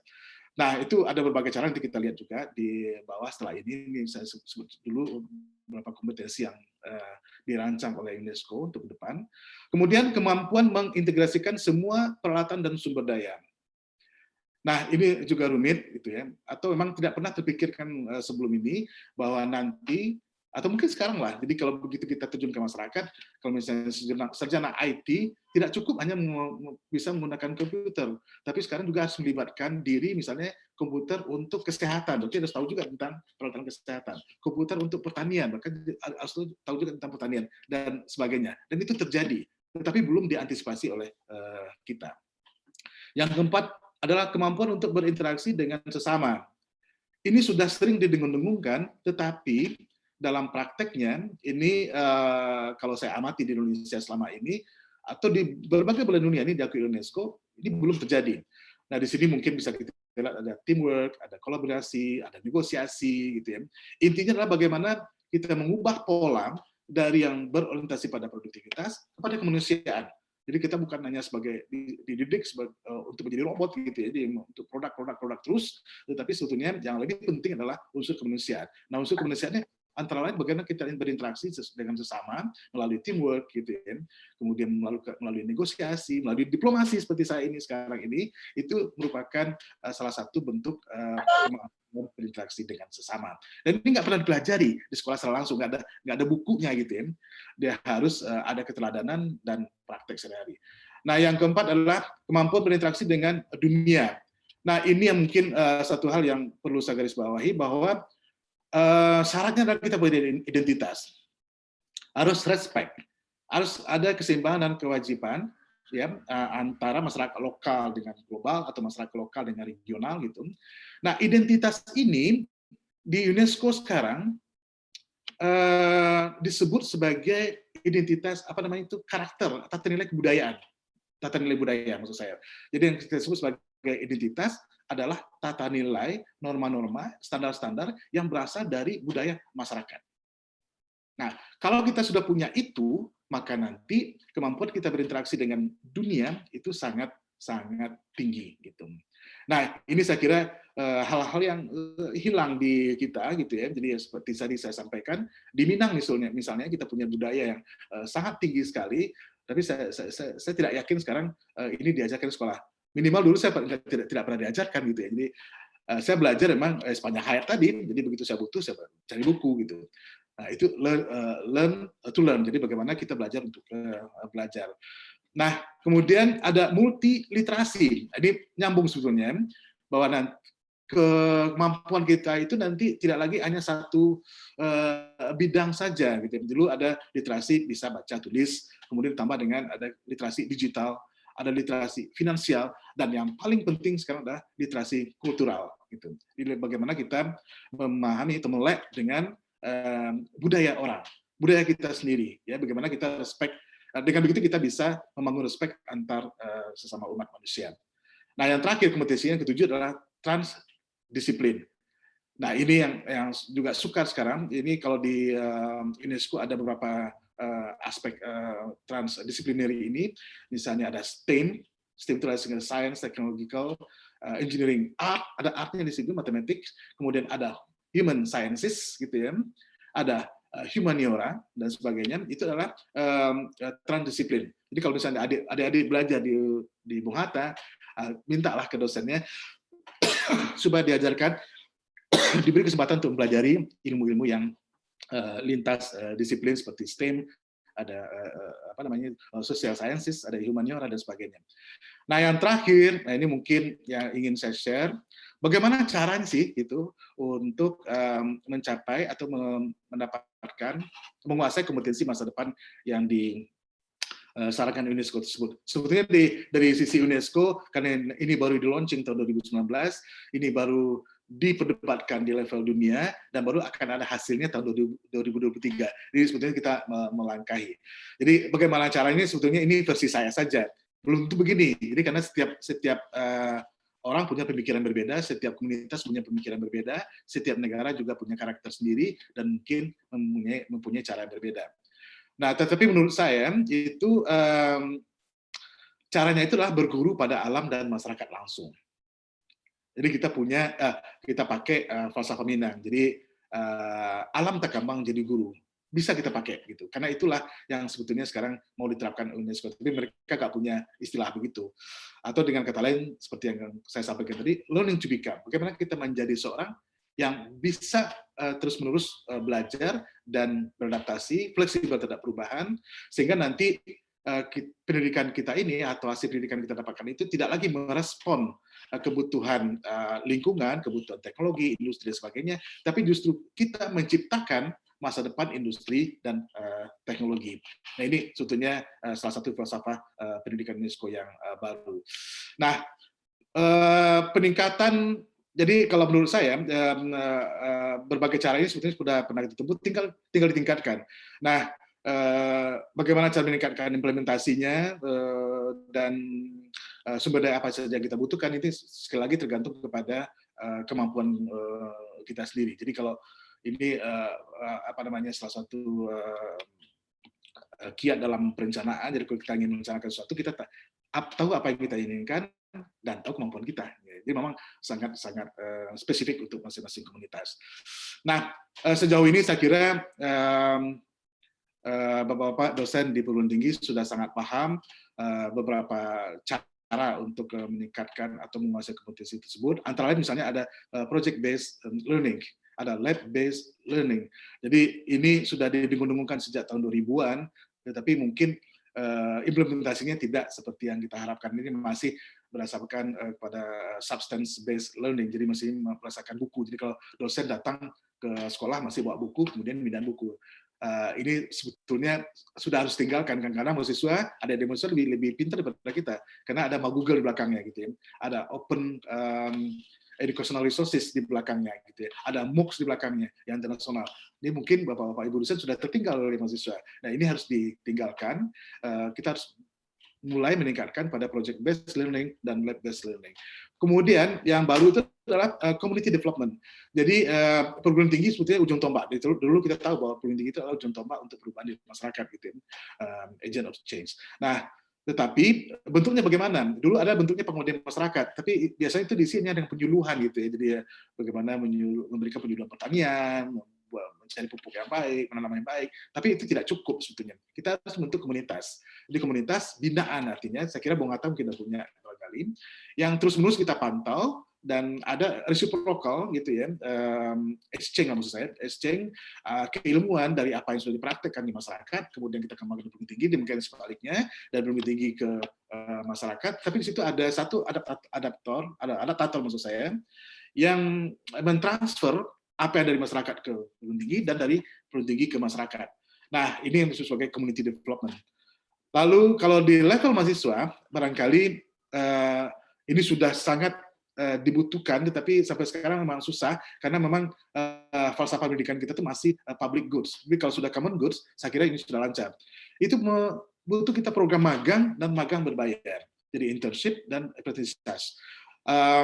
Ini tentunya melibatkan dunia usaha dan industri. Dan kalau misalnya mereka nggak mau gimana? Atau misalnya dunia usaha mereka itu memang tidak butuh orang-orang magang, cukup dengan pekerja sendiri. Apalagi kalau misalnya sudah robot, ya magang apa lagi yang dibutuhkan gitu ya. Nah, tapi ini sebetulnya butuh komunikasi di antara kita bersama. Kalau dalam istilah keren itu komunikasi pentahelix gitu ya. Jadi Pak Rektor mungkin sangat paham dengan ini. Nah, yang terakhir inilah apa yang harus dilakukan oleh adik-adik mahasiswa. Ya, jadi walaupun sekarang sistemnya belum terbentuk, saya kira adik-adik bisa memulai dari diri sendiri.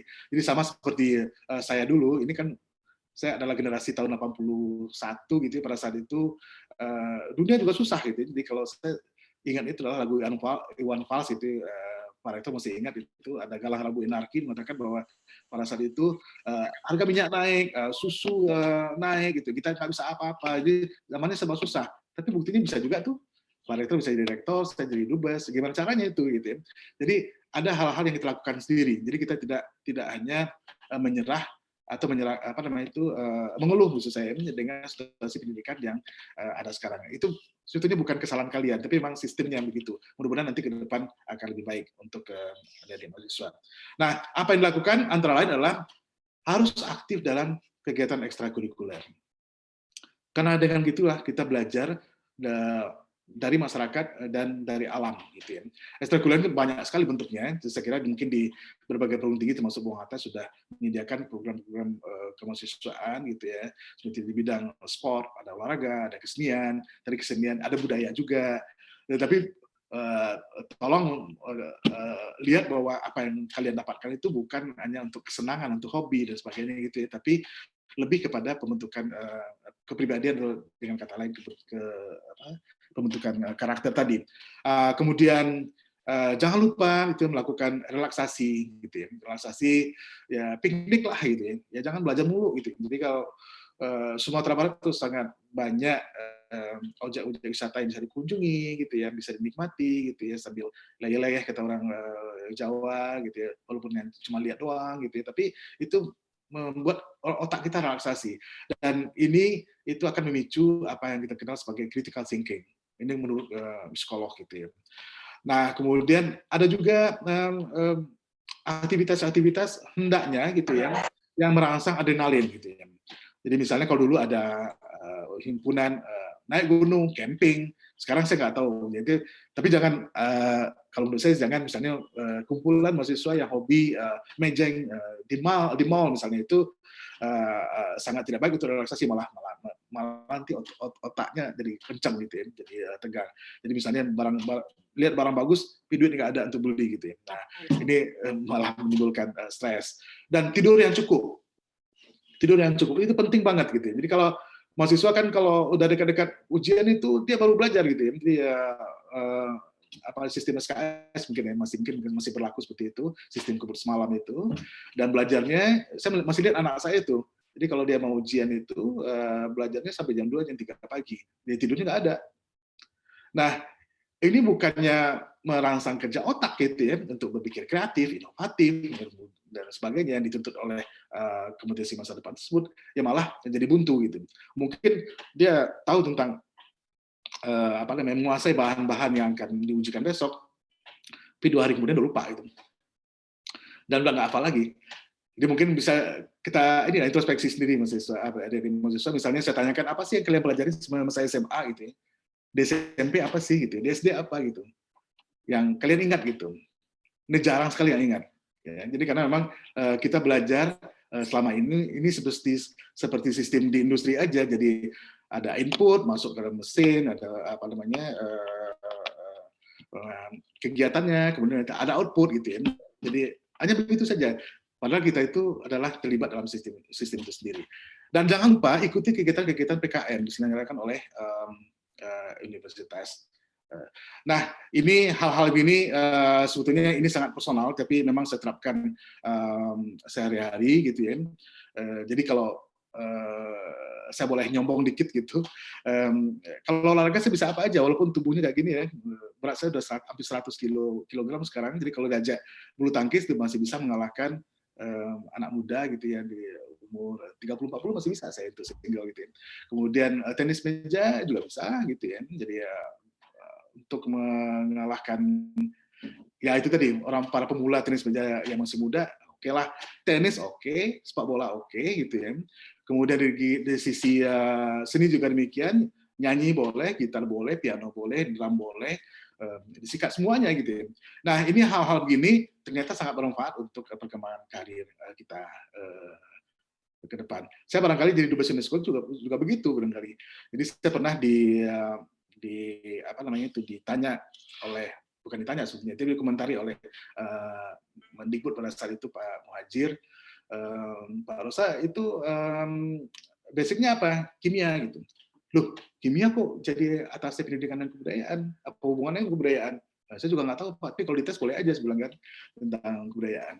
Nah, ternyata suatu saat dia pernah ke Prancis, kemudian setelah itu melihat kiprah saya dalam bidang kebudayaan, saya tahu tentang museum gitu ya, kemudian tahu tentang gamelan juga dan sebagainya. Talempong saya pernah bawa beberapa kesenian Minang ke Prancis dan baru kaget ya. Jadi ternyata memang oh bisa juga nih si bos ini gitu ya.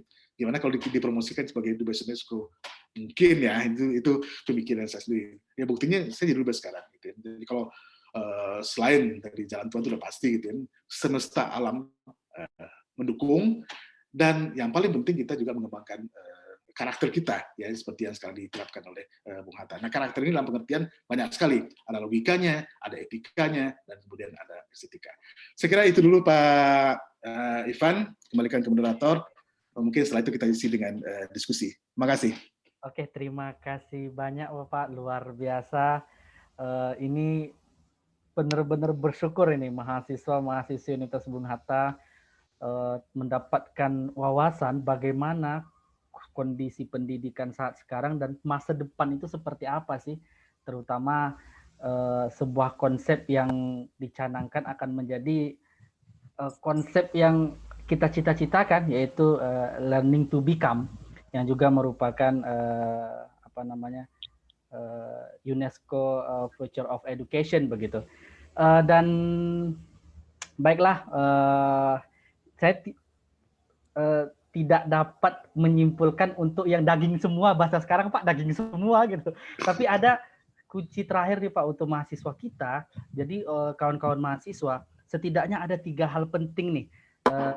Bapak telah menyampaikan apa sih setelah kita mengetahui problemnya ini, kondisi kita seperti ini. Nah, apa yang harus kita lakukan? Nah, ternyata yang pertama, aktif ekstrakurikuler. Dan alhamdulillah Bapak, di Universitas Bung Hatta ada 12 UKM.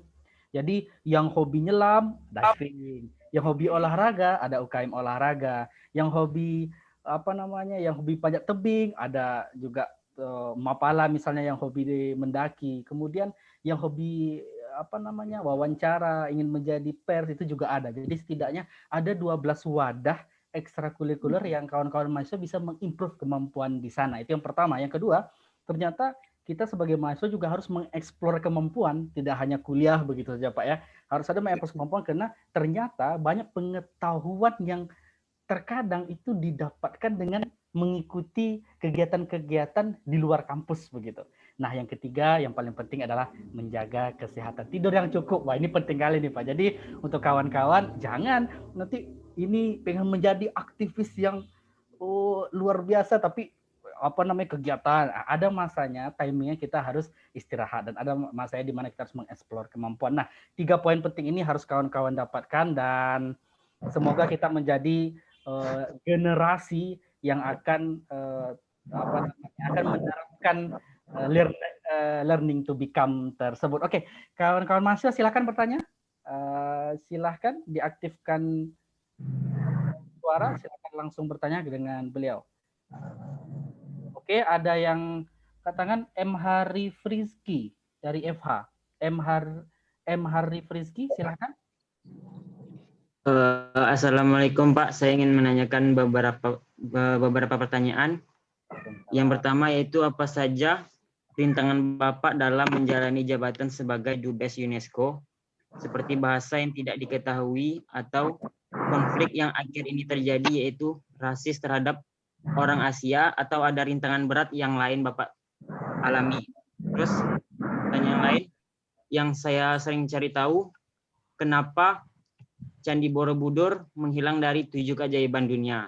Apa saja syarat-syarat agar suatu budaya diakui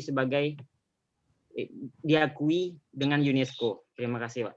Oke, mungkin Assalamualaikum warahmatullahi wabarakatuh. Oke, kita tambah lagi satu pertanyaan, 2 pertanyaan dulu nanti. Silakan, 1 pertanyaan. Nanti kalau ada waktu kita tambah lagi. Silakan. 1 lagi pertanyaan. Kita cek dulu. Oh, M. Haris, udah ya. Oke, silakan. Silakan. Silakan raise hand, jadi nanti naik ke atas di kolom partisipannya. Ada yang bertanya lagi? Ada tadi Nofrida atau Kalsum ini di unmute kan, berarti ingin bertanya. Oke, ada yang bertanya atau kita jawab 1 pertanyaan dulu? Oke, untuk mempersingkat waktu kita jawab 1 pertanyaan dulu. Begini Bapak, bagaimana sih tantangannya untuk menjadi dosen? Luar biasa, mulai lagi tantangan bahasa, kemudian mungkin tantangan culture budaya, dan tantangan lainnya yang bagaimana kita merespon sebagai sebagai manusia yang siap fight di medan apapun begitu. Disilakan Bapak. Ya, waduh, terima kasih Mas Hari tadi ya. Iya Pak. Udah Hari Rizky. Ya, tantangan tentu saja selalu ada gitu ya, dimanapun kita bekerja. Dengan begitulah kita maju. Jadi kalau dengan begitulah Tuhan memberikan kita bekal otak gitu. Jadi kalau misalnya tidak ada tantangan, otaknya nggak bekerja, maka sama saja kita dengan tumbuhan gitu ya, barangkali gitu. Nah kalau di UNESCO yang paling saya rasakan sekarang itu adalah sebetulnya substansi, Mas. Substansi. Jadi kalau di UNESCO itu kan organisasi, memang organisasi internasional yang sifatnya diplomasi gitu. Jadi artinya kita harus memiliki kemampuan diplomasi, jelas. Tetapi yang selain diplomasi, kita harus juga berisi. Itu problemnya. Jadi kalau misalnya UNESCO itu tadi ada sektor pendidikan, ada sektor kebudayaan, ada sektor sains gitu ya, ada sektor komunikasi dan informasi. Nah, saya harus paham semua ya. Bagaimana caranya itu? Jadi harus ahli pendidikan, harus ahli sains, harus ahli kebudayaan dalam 1-2 bulan. Jadi sebelum saya harus tahu persis. Nah, gimana caranya menghadapinya? Ya, kalau misalnya diplomasi, saya sebetulnya punya kendala juga sih. Punya kendala itu adalah bahasa. Jadi saya bisa berbahasa Prancis, jadi tidak official. Kemudian bisa berbahasa Inggris juga tidak official. Sementara kalau diplomasi itu bahasanya official semua gitu ya. Jadi ya, kalau misalnya saya I want to harus ganti dengan kata lain, misalnya I would like to. Jadi harus diganti dengan bahasa-bahasa yang official. Nah itu saya nggak kenal gitu. Tapi di UNESCO itu tidak terlalu menjadi kendala gitu. Ini karena kita harus bisa menjelaskan dengan cara kita sendiri kepada orang lain. Asal itu sopan aja, respect. Nah kalau yang substansi ini, maka kita pakai AK Padang lah gitu ya. Jadi enggak jajang kayak gitu kapiang kayak gitu-gitu ya. Jadi apa yang ada kita manfaatkan semua. Jadi kemudian kalau kareh disudu, lunak kareh ditakiak, lunak disudu dan sebagainya itu kita pakai. Jadi artinya kita pakai orang lain. Ya.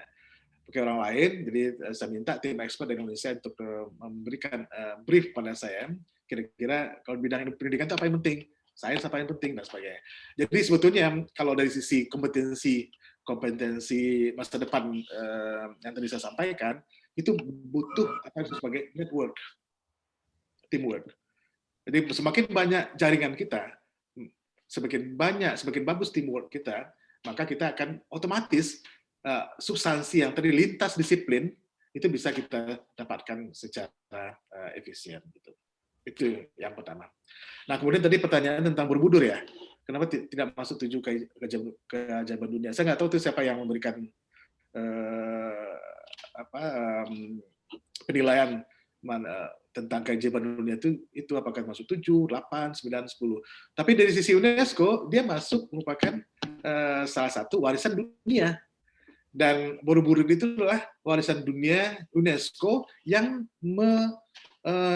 memicu adanya warisan-warisan dunia lain, atau bukan hanya warisan dunia lain, tapi konvensi UNESCO untuk warisan dunia. Gitu.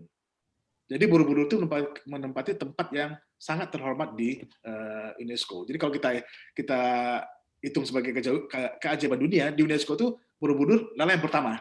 Gitu. Dikebalik gitu. Yang 7 keajaiban dunia itu bukan dari UNESCO, saya kira itu bukan dari tempat lain. Saya kira itu, Mas Ari. Oke, terima kasih banyak Pak. Ini sudah ada 2 yang ingin bertanya. Kita mulai dulu. Di chat juga ada yang ingin bertanya, tapi kita persilakan dulu yang secara langsung. Khairul Tamimi. Khairul Tamimi, silakan di unmute. Oke, silakan. Hadir Pak. Ya, silakan. Assalamualaikum warahmatullahi wabarakatuh. Waalaikumsalam warahmatullahi wabarakatuh. Terima kasih kepada Bapak Profesor Dr. Surya Rosa Putra MS yang telah menyampaikan materi gitu Pak. Sangat luar biasa sekali menurut saya. Jadi saya ingin bertanya tentang beberapa pertanyaan. Yaitu yang pertama adalah apa esensi tertinggi dari alam gitu Pak. Sehingga kok kita harus berguru gitu pada alam. Nah, itu yang pertama Pak. Dan yang kedua, menurut Bapak, apa yang harus kita kritisi dari sistem pendidikan Indonesia kok bisa gitu mengalami kemerosotan yang sangat jauh gitu. Kan Bapak bilang tadi yang mempengaruhinya adalah sistem pendidikannya. Nah, apa yang harus kita kritisi gitu Pak dari sistem pendidikan Indonesia tersebut bisa gitu menyebabkan kemerosotan terutama di bidang pendidikan. Nah, kemudian pertanyaan terakhir adalah menurut Bapak yang Bapak lihat seberapa jauh sih Pak efektifnya atau feedbacknya dari konsep pendidikan yang akan UNESCO terapkan gitu pada 2023 Pak menurut yang Bapak lihat. Mungkin itu saja Pak. Terima kasih. Oke, sama-sama. Mungkin langsung kita tampung dulu satu pertanyaan. Mungkin ini karena udah hampir 15.30, ini pertanyaan terakhir. Kita persilakan dulu Ozi Hernanda Putra. Tampung dulu. Baik Pak. Terima kasih Bapak Moderator dan juga tentunya narasumber yang luar biasa dan rekan-rekan semuanya. Di sini Ozi izin bertanya kepada Bapak narasumber. Jadi begini Pak, tadi dalam pemaparan materi Bapak menjelaskan bahwasanya salah satu hal penting yang harus dalam pendidikan ini literasi culture, budaya. Kita harus paham atau mengenal setidaknya dari budaya orang dan juga budaya kita sendiri. Nah di sini Pak, teman-teman Ozi mungkin di daerah juga banyak yang ingin paham dengan budaya-budaya yang budaya-budaya alam kita yang sudah memudar gitu Pak. Ini bagaimana Pak caranya kita supaya generasi yang sudah melek teknologi itu bisa kembali aware dengan budaya-budaya yang sudah mulai luntur begitu Pak. Oke. Ya, mungkin itu Pak, terima kasih. Oke, terima kasih Ozi. Dan pertanyaan terakhir kita ambil dari chat. Langsung dijawab yang chat, oke? Oke, kita bacakan dulu. Assalamualaikum Pak, izin bertanya bagaimana kita sebagai mahasiswa mengatur waktu agar kita bisa lebih produktif atau dapat berguru pada masyarakat dan alam dan tidak hanya menghabiskan waktu untuk mengerjakan tugas kuliah. Oke, izinkan saya membaca Bapak. Pertanyaan pertama dari Khairul Tamimi, ada 3 poin Pak. Apa sih esensialitas tertinggi dari alam? Poin pertanyaan kedua, apa yang harus kita kritisi dari sistem pendidikan yang di Indonesia? Karena kita sering mendengar dari para expert bahwa ada kemerosotan pendidikan di Indonesia. Kemudian pertanyaan terakhir dari Khairul Tamimi, seberapa jauh konsep pendidikan yang direncanakan UNESCO? Mungkin learning to become tadi, begitu Bapak. Kemudian Ozi bertanya, culture budaya yang anak muda justru saat sekarang sudah meninggalkannya karena modernisasi yang cukup pesat begitu. Nah, bagaimana kita sebagai pemuda mempertahankan culture itu agar tetap ada dan tidak tertelan oleh zaman? Dan pertanyaan terakhir Pak di chat, izinkan saya membaca pertanyaan. bagaimana kita sebagai mahasiswa untuk mengatur waktu agar lebih produktif dan tidak hanya mengerjakan tugas kuliah, dan tugas kuliah. Dipersilakan Pak, 3 pertanyaan dan beberapa poin pertanyaan kecil. Terima kasih Pak Ivan. Ya, ternyata tidak percuma ada di mahasiswa belajar di Bukata. Pertanyaannya mungkin tidak, saya malah tidak bisa jawab semua ya barangkali ya, disulit pertanyaannya. Nah, yang pertama itu adalah tentang esensi alam. Kenapa begitu pentingnya alam kita jadikan sebagai narasumber kita gitu. Saya sebetulnya saintis, Mas apa tadi saya lupa namanya. Khairul Tamimi. Khairul gitu ya. Jadi kita ini sebetulnya bagian dari alam tidak dipisahkan. Jadi kalau misalnya gini, kalau kita amati dari sisi saintifiknya, sisi astronomi, itu alam itu selalu berkembang. Alam itu selalu berkembang. Jadi jarak antar bintang itu selalu bertambah. Nah, kalau kita kembalikan ke awalnya, jadi ada satu masa di zaman dulu itu, alam itu merupakan satu kesatuan. Ya, termasuk manusia itu satu ketahuan hanya satu titik gitu. Jadi kita adalah bagian dari alam. Nah, kemudian ini berkembang energi. Nah, ini agak saintifik dikit ya. Energi dan materi itu selalu konstan mestinya. Atau dengan cara lain, bahwa sebetulnya kalau kita bagian dari alam, kalau kita berubah, maka alam ikut berubah. Kalau alam berubah, kita juga ikut berubah karena satu masa kita pernah bersatu. Nah, ini salah satu buktinya adalah begini sekarang. Di dalam fisika itu ditemukan satu partikel dalam atom, ya, dia sepasang, bukan elektron, ya, lebih kecil lagi, bukan proton, lebih kecil lagi. Nah, kalau pasangannya dipisahkan, gitu ya, di satu ditaruh di Padang, satu ditaruh di Paris. Kalau kita ganggu yang di Padang, maka yang di Paris ikut bereaksi. Nah, itu gimana caranya itu? Berarti ada interkoneksi kita dengan alam. Nah, ini dari sisi scientific, natural scientificnya. Tapi kalau misalnya dari sisi ini bisa diterapkan di sosial, berarti kita ini saling tersambung. Jadi apa yang dikerjakan di Padang ini, gitu ya, oleh Mas Khairul, itu akan berpengaruh di Paris. Apalagi sekarang kita ada interkoneksi. Sekarang mulai terbukti kan, bahwa kita saling terkoneksi satu sama lain, gitu ya. Jadi apa kita katakan di Padang akan kedengaran orang Paris, gitu. Nah, itu esensinya. Jadi makanya kalau kita melakukan belajar, itu sebetulnya bukan belajar untuk kita sendiri, tapi juga belajar untuk alam juga. Dan kita belajar dari alam juga.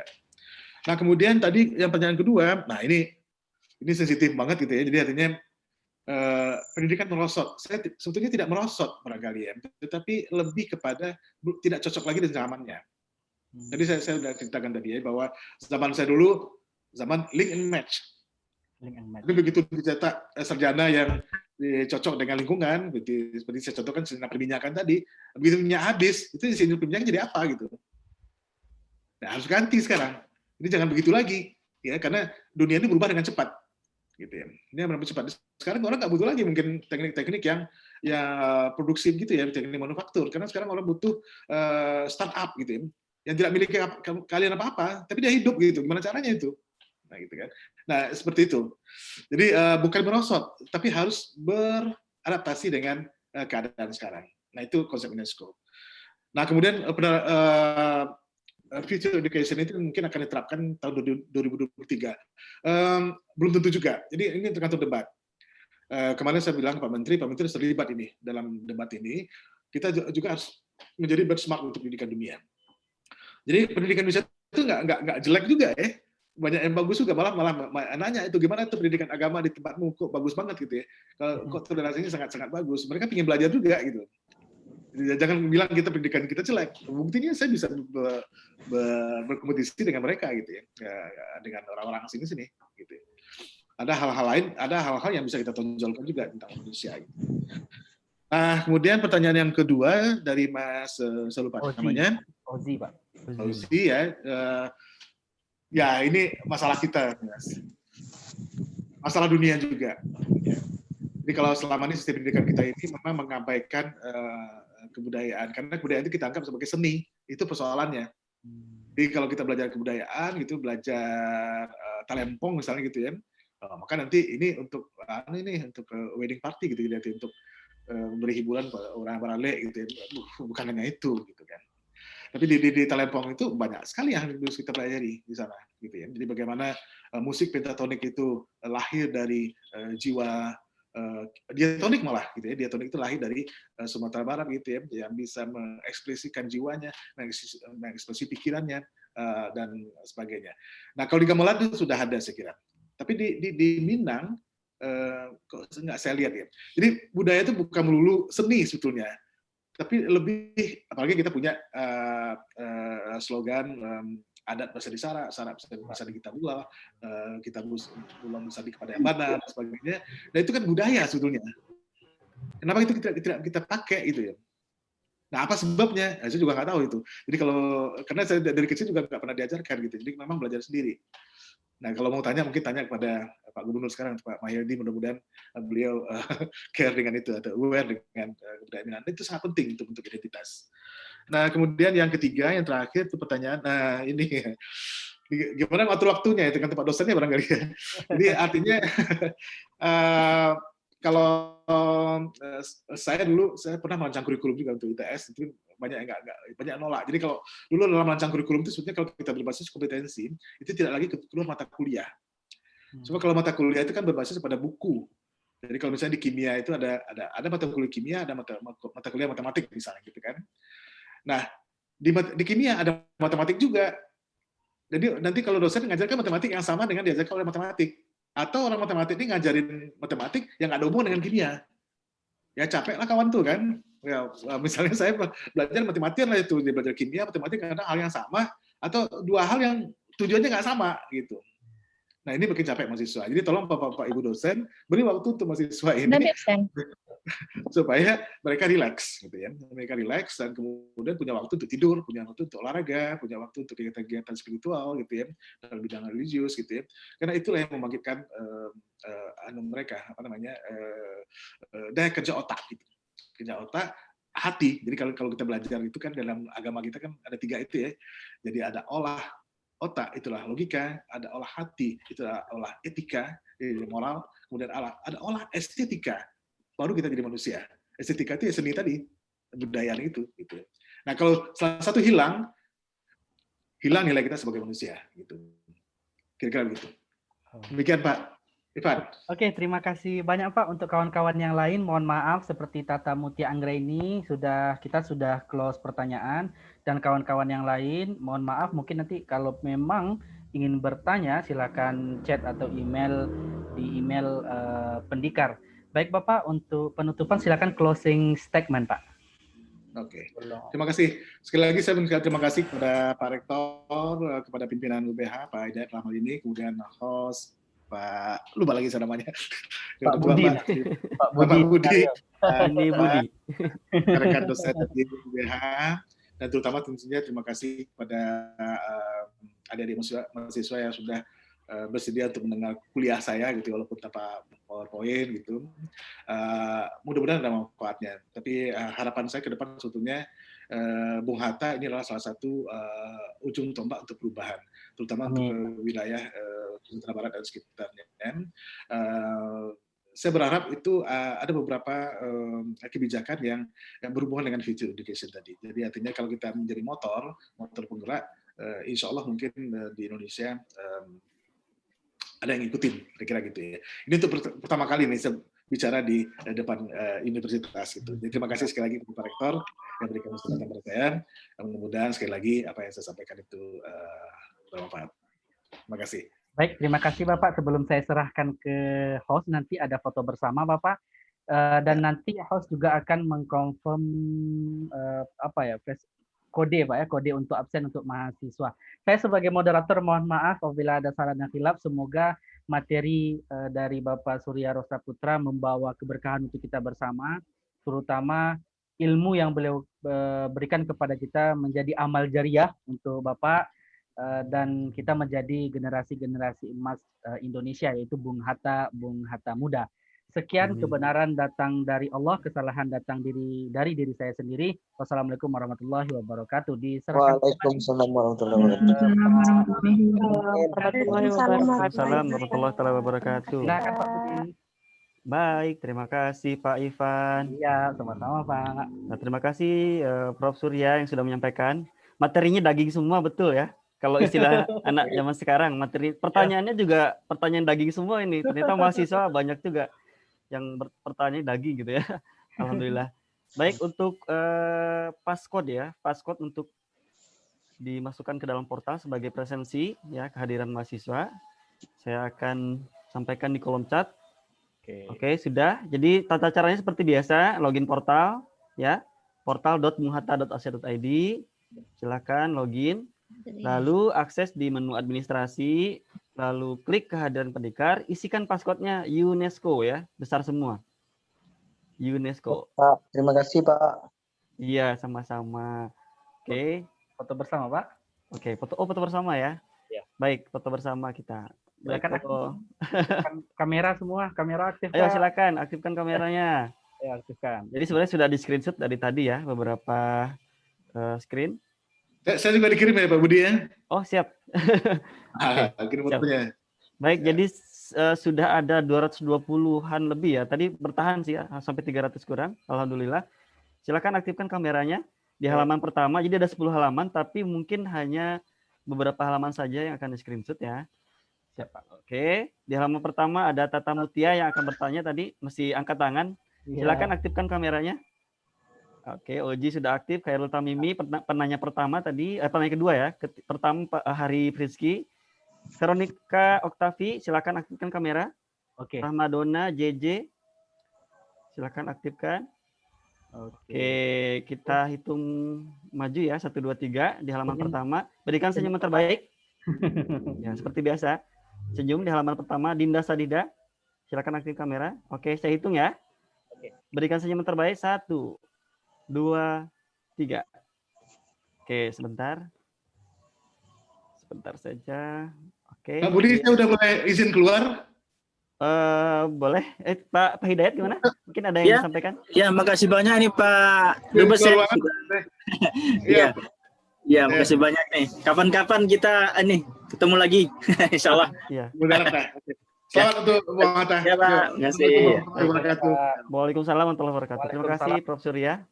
Ya. Baik, halaman kedua ya. Ada Andika, saya klik 1, 2, 3. Oke.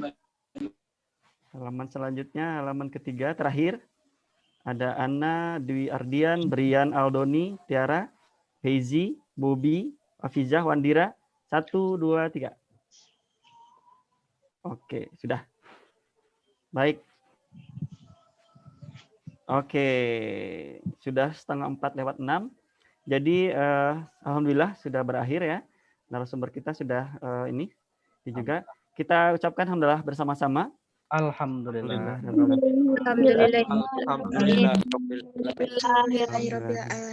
Baik, kita tutup bersama-sama dengan ucapan doa. Subhanakallah wa bihamdika asyhadu an la ilaha illa anta astaghfiruka wa atubu ilaik. Baik. Wabillahi taufiq wal hidayah. Wassalamualaikum warahmatullahi taala wabarakatuh. Waalaikumsalam warahmatullahi wabarakatuh. Terima kasih, Pak. Terima kasih, Pak.